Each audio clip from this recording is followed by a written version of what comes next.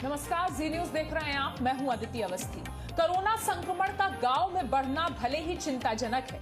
ग्रामीण इलाकों में जहां सुविधाओं की भारी कमी है, वहां महामारी का फैलना डर बढ़ा रहा है। लेकिन इस बीच सुकून की बात यह है कि गांव में कोरोना के हालात डरावने नहीं होंगे।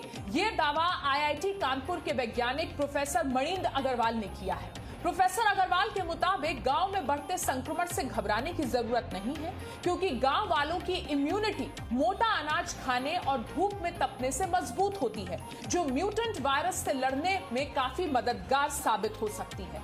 सिर्फ यही नहीं, प्रोफेसर मणिंद्र ने इससे पहले भी कई ऐसे दावे किए हैं। उनके मुताबिक जुलाई तक कोरोना की दूसरी लहर खत्म हो जाएगी और तीसरी लहर अक्टूबर तक आएगी। हमारे साथ जुड़ गए हैं खुद प्रोफेसर मणिंद्र अग्रवाल। प्रोफेसर अग्रवाल, स्वागत है आपका इस डिस्कशन में। और जो बात आपने कोरोना के गांव तक पहुंचने में और कोरोना के ग्रामीण संक्रमण के बारे में कही है, वो बहुत अहम है। राहत तो देती है, लेकिन इसके पीछे की वजह क्या है, लॉजिक आपने क्या लगाया है, हम चाहेंगे हमारे दर्शकों को आप वो बताएं। धन्यवाद। मैं एक चीज़ स्पष्ट करना चाहूँगा कि जो अभी आपने स्टेटमेंट दिए वो शायद मैंने पूरी तरीके से नहीं कहे थे। मैंने एक ही चीज़ कही थी कि गांव में क्योंकि लोग थोड़ा खुले में रहते हैं और कोरोना के लिए ये काफ़ी हद तक साबित हो चुका है कि ये वायरस बंद जगह में ज़्यादा तेज़ी से फैलता है, इसलिए गांव में उतनी तेज़ी से शायद ये नहीं फैलेगा। ये हम लोग समझ सकते हैं। और ये एक अच्छी खबर है कि जैसे शहरों में जितनी तेज़ी से फैला, शायद उतनी तेज़ी से गांव में नहीं फैलेगा। अब इम्यूनिटी गांव वालों की अधिक है, उसका कितना असर पड़ेगा कोरोना पे, ये मैं नहीं कह सकता, क्योंकि इसके लिए मेरे पास कोई साइंटिफिक आधार इस समय नहीं है। प्रोफेसर, एक बात तो लगातार कही जा रही है, चाहे प्रधानमंत्री मोदी ने अपने संबोधन में कही हो या अलग अलग साइंटिस्ट ये कह रहे हों, कि हमारी बुनियादी कोशिश ये होनी चाहिए कि संक्रमण हमारे ग्रामीण इलाकों तक ना पहुंचे, क्योंकि जो हमारी मेडिकल व्यवस्था है, हम दिल्ली, लखनऊ, मुंबई जैसे बड़े बड़े शहरों में देख रहे हैं कि जब कोरोना की दूसरी लहर आई तो हमारी पूरी मेडिकल व्यवस्था एक तरह से चरमरा गई। अगर ये ग्रामीण इलाकों में पहुंचती है संक्रमण की यही रफ्तार, तो स्थिति बहुत ज्यादा चिंताजनक हो जाएगी। तो क्या हम यहां भी सिर्फ लोगों की इम्यूनिटी पर ही विश्वास रखें, क्योंकि हमारी अपनी तैयारी उस लेवल की नहीं है? नहीं, हम केवल इम्यूनिटी पे विश्वास नहीं रख सकते। हमें अपनी तरफ से पूरा प्रयास करना होगा कि एक तो ग्रामीण इलाकों में लोगों को वैक्सीन लगवाने के लिए अधिक से अधिक मोटिवेट करें। साथ ही साथ उनको इस बात का भी समझाएं कि प्रिकॉशन जो कोविड अप्रोप्रिएट बिहेवियर है, हालांकि वहाँ ज़्यादा आसान है करना, तो इसलिए मैं कह रहा हूँ कि क्योंकि वहाँ पे उतनी डेंस पॉपुलेशन नहीं होती, तो वो कोविड अप्रोप्रिएट बिहेवियर रखें। और सबसे महत्वपूर्ण चीज़ कि जहाँ भी थोड़ा भी यदि खांसी, जुकाम या बुखार चल जाए 3 दिन तक, तो उसको एक जो बेसिक दवाइयाँ हैं वो ज़रूर प्रारंभ कर दें। और ये बेसिक दवाइयाँ तो गांव के मेडिकल सेंटर या अन्य जगह पे उपलब्ध हैं। अब उसकी एडवांस दवाइयाँ ज़रूर नहीं हैं, तो इसलिए सरकार को भी बहुत अधिक इस बात का ध्यान रखने की आवश्यकता है अपने अपने रिप्रेजेंटेटिव्स द्वारा कि जहाँ भी थोड़ा अगर आउटब्रेक लगे तो अवश्य कुछ वहाँ स्टेप्स लिए। जी, और doctor Agarwal, professor Agarwal sorry, माफ कीजिएगा, जिस तरीके से कोरोना की पीक की स्थिति को हमने शहरों में देखा, जब हम ग्रामीण संक्रमण की बात करते हैं तो इम्यूनिटी के अलावा, जैसा कि आपने भी जो अपना जो स्टेटमेंट है आपका, जो आपने बात कही थी उसके मुताबिक, क्योंकि खुला वातावरण होता है और मोटा अनाज खाया जाता है। हमने डॉक्टर्स को कोरोना के समय पर भी ये बोलते देखा, साइंटिस्ट और डॉक्टर्स की टीम्स ने भी लगातार ये बोला कि हमें मोटा अनाज खाना चाहिए, क्योंकि उससे कोरोना से लड़ने में हमारी क्षमता बेहतर होती है। तो यही लॉजिक ग्रामीण इलाकों के खान पान से जोड़कर आपने देखा है? जी, अगर साइंटिस्ट ने ये एस्टैब्लिश किया है कि मोटा अनाज खाने से फ़ायदा होता है कोरोना के प्रति इम्यूनिटी में, तो ज़रूर ये ग्रामीण इलाकों में बहुत लागू चीज़ है, क्योंकि वहाँ पे काफ़ी हद तक मोटा अनाज खाया जाता है। शहरों में तो शायद बहुत ही कम है ये। तो इस ऐसी स्थिति में ज़रूर एक ग्रामीण क्षेत्रों में लोगों को उतना अधिक इफ़ेक्ट नहीं पड़ेगा, जो जैसे कि कोरोना आएगा भी, उनके संक्रमित भी करेगा, लेकिन उतना अधिक उनके ऊपर प्रभाव नहीं होगा जैसा कि शहरों में देखा गया है। जी। और प्रोफेसर अग्रवाल, कोरोना के पीक और सामान्य स्थिति का आकलन करते हुए जो गांव में संक्रमण बढ़ने की हमने रफ्तार देखी, उसमें मृत्यु दर में कमी देखी गई है। यूपी में पीक 30 अप्रैल को था, जो बीत चुका है। यूपी में 6 मई के बाद से लगातार केसेस घट रहे हैं। ये मृत्यु दर को लेकर जो कमी ग्रामीण इलाकों में देखी गई है, वो भी थोड़ी सी राहत देती है, थोड़ी सी उम्मीद बांधती है। हाँ, ये बात तो सही है आपकी, लेकिन साथ ही साथ हमें ये भी देखना होगा कि शायद ग्रामीण इलाकों में मृत्यु उतने अधिक संख्या में जो ऑफिशियल रिकॉर्ड्स में नहीं आ पाती।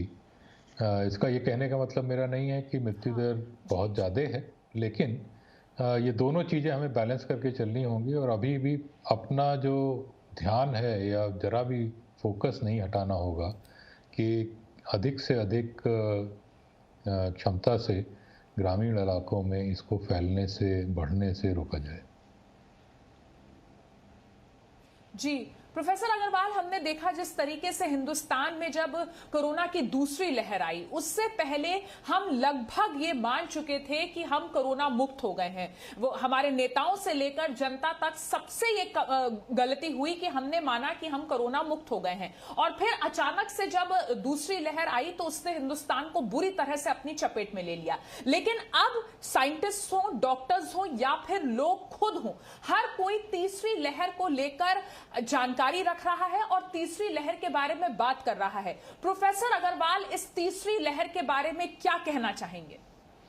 सबसे पहले तो ये बहुत अच्छी बात है कि लोगों में जागरूकता एक आ गई है कि आगे भी लहर आ सकती हैं। इसलिए हम कभी भी ऐसा नहीं कर सकते कि सारी, जैसे कि फरवरी मार्च में हमने किया था कि सारी चिंताएं छोड़ के एकदम पुराने जैसे व्यवहार करने लगे थे, सबसे मिलने जुलने और अन्य चीज़ें। तो थोड़ा उसमें ध्यान रखने की हमेशा अभी कुछ समय तक आवश्यकता रहेगी। और तीसरी लहर के लिए सबसे महत्वपूर्ण चीज़ जो है वो ये कि किस संख्या में भारत में लोगों का वैक्सीनेशन होता है। यदि हम लोग इस साल के अंत तक 50% जनसंख्या को वैक्सीनेट कर पाते हैं, तब तीसरी लहर का असर अधिक नहीं होगा, क्योंकि जब 50% जनसंख्या वैक्सीनेट हो जाएगी, उसके अलावा दूसरी लहर से कई लोगों में नेचुरल इम्यूनिटी आ चुकी होगी, तो उन सबको मिला के मेरा अंदाज है कि 60-70% जनसंख्या में इम्यूनिटी रहेगी। और जब इतनी बड़ी संख्या में इम्यूनिटी रहती है तो संक्रमण की लहर जो भी आती है वो अधिक प्रभाव नहीं कर पाती। जी प्रोफेसर अग्रवाल, हमने वैक्सीनेशन की आपने बात कही, तो वैक्सीनेशन को लेकर जो हमने शुरुआती दौर में देखा, लोगों में बहुत ज्यादा एप्रीहेंशन था वैक्सीन लगवाने को लेकर। लोगों के मन में तरह तरह के संदेह थे। एक वक्त पर जब हिंदुस्तान ने वैक्सीनेशन प्रोग्राम की शुरुआत की, उस वक्त लोग वैक्सीन लगवाने नहीं जा रहे थे, उससे बच रहे थे। अब जब हमारे पास वैक्सीन की कमी है, तब लोग चाहते हैं कि उन्हें जल्द से जल्द वैक्सीन लग जाए।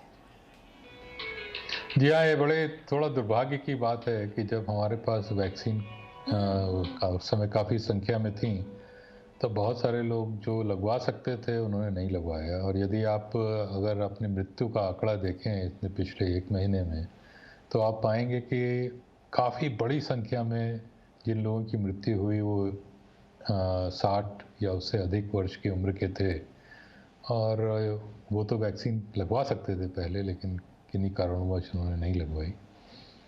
तो ये अब हमें आगे के लिए एक इसमें एक सबके लिए सबक है कि जब भी वैक्सीन लगाने का अवसर मिले तो अवश्य लगवाएं। इस समय वैक्सीन की शॉर्टेज है बिल्कुल, लेकिन जिस प्रकार के आंकड़े आ रहे हैं और जिस तरीके से कैपेसिटी देश में बढ़ाई जा रही है वैक्सीन की, तो आशा कर सकते हैं कि अगस्त के महीने तक काफ़ी संख्या में वैक्सीन हमारे पास उपलब्ध होंगी, और तब उसके बाद से जो भी लगवाना चाहेंगे वो वैक्सीन लगवा पाएंगे। तो हम सबको ध्यान रखना होगा कि जल्दी से जल्दी वैक्सीन अपना लगवा लें।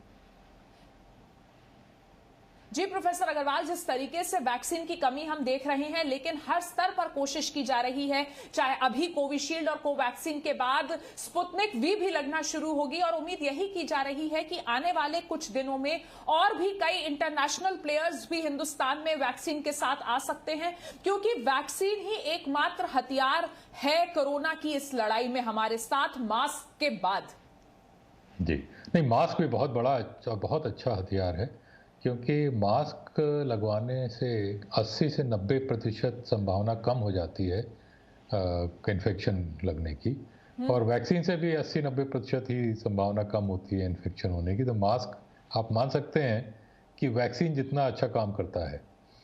तो जब तक हमारे पास वैक्सीन उतनी मात्रा में नहीं है तो मास्क कभी ना भूलें, जरूर लगाएं। जी, और प्रोफेसर अग्रवाल, अगर हम ग्रामीण इलाकों की बात करेंगे तो यहां पर भी वैक्सीनेशन अभियान को तेजी देने के लिए अवेयरनेस फैलाना, जागरूकता फैलाना बहुत जरूरी होगा, क्योंकि कई बार ग्रामीण इलाकों में शिक्षा का या जानकारी का स्तर शहरों के मुकाबले कम होता है। जी हाँ, बिल्कुल, ये बहुत महत्वपूर्ण बात आपने कही। ये जागरूकता फैलानी बहुत अधिक आवश्यक है, क्योंकि कई जगह जो सुनने में आया है कि कुछ इस तरह की बातें ग्रामीण इलाकों में चल रही हैं कि कुछ लोग वैक्सीन लगवाने गए और आके सबकी मृत्यु हो गई। तो अगर ऐसी बातें फैलेंगी तो एक और डर लोगों के दिमाग में बैठ जाता है। तो इन सब तरह के अफवाहों को, बातों को ज़रूर बहुत स्पष्ट रूप से समझाने की लोगों को ज़रूरत है। यदि वास्तव में मृत्यु हुई हैं, किन कारणों से हुई, किस वजह से हुई, मुझे नहीं लगता कि वैक्सीन लगवाने की वजह से हुई। तो ये सब बातें लोगों के दिमाग से हटाने की बहुत ज़्यादा आवश्यकता है, और इसमें सरकार का बहुत बड़ा रोल है। प्रोफेसर अग्रवाल, अगर कोरोना की तीसरी लहर, जैसा कि कई रिसर्च के अनुसार और तमाम डॉक्टर्स भी कह रहे हैं कि हो सकता है, हालांकि इस पर कोई गारंटी नहीं ली जा सकती, लेकिन हो सकता है कि अक्टूबर तक तीसरी लहर आए, तो चाहे वो सरकार हो, केंद्र सरकार हो, राज्य सरकारें हो, मेडिकल जो फ्रेटर्निटी है वो हो, सबके पास अभी वक्त है उस तीसरी लहर के लिए तैयारी पूरी करने का, ताकि हम उसी स्थिति में ना हो जैसा कि हम दूसरी लहर के वक्त हुए थे। जी बिल्कुल सही बात कही आपने। तीसरी लहर अक्टूबर से पहले आने की संभावना नहीं है, क्योंकि अभी काफ़ी बड़ी संख्या में लोगों में नेचुरल इम्यूनिटी आ गई है, और कम से कम 3 महीने 4 महीने तो चलती है वो। तो अक्टूबर तक हमें पूरी अभियान चला के अधिक से अधिक लोगों को वैक्सीनेट कराना चाहिए, और तब तक लोगों को एक सावधानी जरूर बरतनी चाहिए, मास्क लगा के और अन्य प्रिकॉशंस लेके। प्रोफेसर अग्रवाल, जब हम दूसरी लहर की ही बात करते हैं तो क्या एक बहुत क्लोजली रिसर्च और इन तमाम चीजों को फॉलो करने के नाते आपको लगता है कि हमने हर्ड इम्यूनिटी हिंदुस्तानियों की हो जाएगी और हमारा इम्यूनिटी लेवल बेटर है, इस तरीके के मुगालते पालने की वजह से भी हम परेशानी में ज्यादा पड़े? जी, पिछली बार पहली लहर क्योंकि बड़ी ही कम स्तर की थी भारत में, और उसके बाद समाप्त हो गई, तो एक धारणा बनने लगी कि हम हर्ड इम्यूनिटी के पास हैं, या हमारी इम्यूनिटी, नेचुरल इम्यूनिटी इतनी अधिक है कि ज़्यादा असर नहीं हो रहा कोरोना का। तो वो सब धारणाएं सब धराशायी हो गई दूसरी लहर के आने के बाद। तो ये स्पष्ट है कि ऐसा कुछ नहीं है। ये वायरस जो है, ये जब ऐसे रूप धारण कर सकता है कि जो भी इम्यूनिटी हमारी जो जिस प्रकार की थी वो उसको रोक नहीं पाएगी। इसलिए अब आगे से के लिए हमारे लिए, सबके लिए सबक है कि सावधान रहने की बहुत आवश्यकता है, और वैक्सीन लगाने की आवश्यकता है। वैक्सीन जो अभी तक भारत की जो दोनों वैक्सीन हैं, वो दोनों ही हर प्रकार के म्यूटेंट के खिलाफ कारगर हैं, तो उसमें कोई चिंता की बात नहीं है। जो नया भारत का म्यूटेंट, जिसको डबल म्यूटेंट कहते हैं, उसके खिलाफ भी कारगर हैं। और जो अभी रिजल्ट्स आ रहे हैं उसमें से लग रहा है कि कोवैक्सीन तो बच्चों को भी शायद दी जा सकती है। उसके ट्रायल्स अभी जारी हैं, सेकेंड थर्ड स्टेज के, लेकिन अभी तक के रिजल्ट्स जो हैं वो इनकरेजिंग रहे हैं। प्रोफेसर अग्रवाल, हम अपनी चर्चा के आखिरी उसमें फेज में हैं। मैं आपसे जानना चाहूंगी कि मिड मई निकल चुका है, आधा मई जा चुका है। आने वाले दिनों में आज से अगर हम लेकर चलें तो आप हिंदुस्तान में कोरोना की दूसरी लहर को कितने वक्त तक और देखते हैं? आपको क्या लगता है कि आने वाले वक्त में कब तक ये जो पूरा कोहराम मचा है वो थम जाएगा? कोहराम वाली स्थिति तो मेरे ख्याल से इस महीने के आखिर तक थम जानी चाहिए, क्योंकि अभी जो समस्या सबसे बड़ी ये है कि इतने अधिक एक्टिव केसेस हैं कि हमारा जो सिस्टम है वो उसको नहीं पूरी तरीके से ठीक कर पा रहा। हम लोग आशा ये करते हैं, हमारे मॉडल के द्वारा जो प्रेडिक्शंस हैं, कि मई के अंत तक जो नए केसेस हैं वो 1.5 लाख के आसपास रोज रह जाएंगे, और वो स्थिति ऐसी होगी जो लगभग पहली वेव के थोड़ा से पहले से ज़्यादा, लेकिन थोड़ा उसी लगभग के स्तर की रहेगी, और उस स्तर को हमारा हॉस्पिटलाइजेशन सिस्टम मैनेज कर सकता है। और जून के पूरे महीने में ये संख्या हम आशा करते हैं कि लगातार गिरती रहेगी, और जून के अंत तक ये संख्या शायद 25-30 हज़ार केसेस प्रतिदिन तक रह जाएगी। तो जुलाई के महीने में हम कह सकते हैं कि कोरोना काफ़ी हद तक ये वेव जो है समाप्त हो जाएगी। बहुत बहुत शुक्रिया प्रोफेसर मणिंद्र अग्रवाल हमारे साथ जुड़ने के लिए और कोरोना की दूसरी लहर के बारे में जानकारी देने के लिए, तीसरी लहर को लेकर जो अंदेशा जताया जा रहा है उसके बारे में हमसे बात करने के लिए, और साथ ही गांव में फैलते कोरोना संक्रमण को रोकने के लिए क्या व्यवस्था की जा सकती है, क्या उपाय अपनाए जा सकते हैं, उनके बारे में जानकारी देने के लिए। Presenting B News app available on Google Play and App Store. Download it now.